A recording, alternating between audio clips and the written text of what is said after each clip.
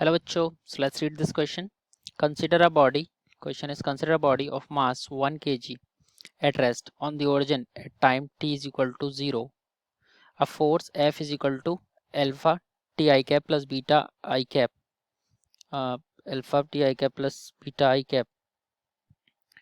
ये beta j cap हो गई, यहाँ पे मिसप्रिंटिंग है थोड़ी सी. It is beta j cap is applied on the body where alpha is equal to this much and beta is equal to this much. The torque on the body about the origin at time t is 1 is tau at 1 second is equal to tau. Which of the following statements are correct? तो basically यहाँ पर हमारा question है j cap.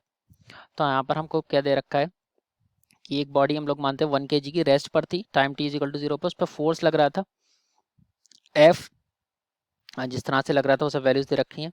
तो हमसे बोल रहे हैं इस पर टॉर्क जो है T is equal to 1 second पे टाउ टॉर्क लगा, तो इसमें से कौन से स्टेटमेंट्स सही हैं. ठीक है, तो first of all let's write our की कॉन्सेप्ट. तो यहाँ पर जो हमारा की कॉन्सेप्ट रहेगा, ठीक है, हम लोग वो लिखने वाले हैं. सो आवर की concept in this question, our की कॉन्सेप्ट जो रहने वाला है वो है हमारा torque.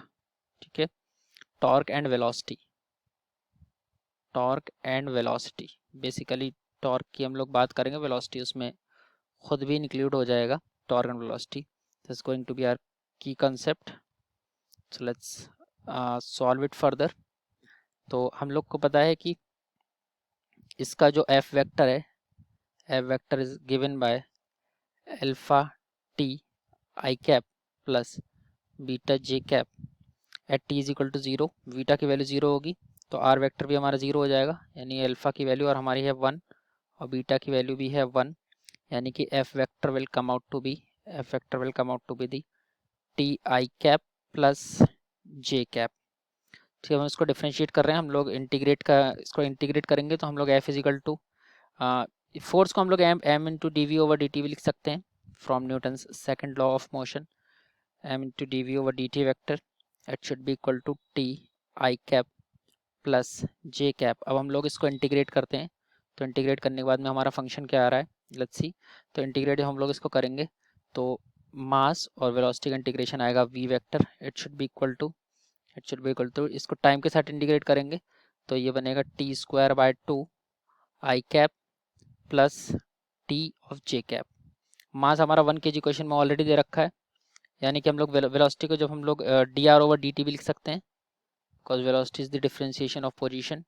D R over D T it should be equal to T square by 2 I cap plus T of J cap.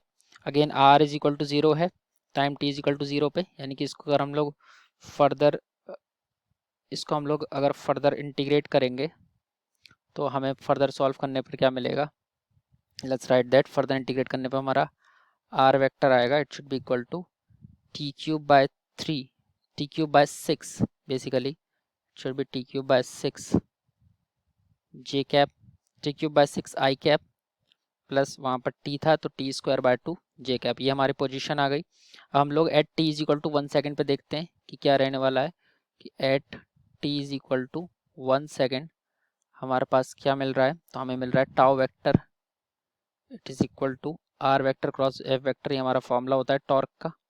तो हमको ये मिलेगा 1/6 I cap plus 1/2 J cap.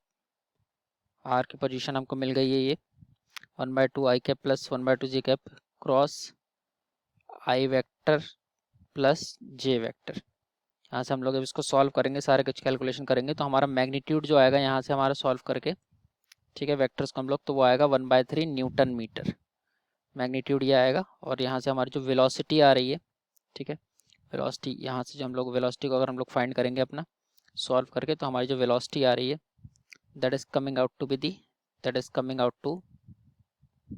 velocity is coming out to be the 1/2 I cap plus J cap, I cap plus 2 J cap meters पर second.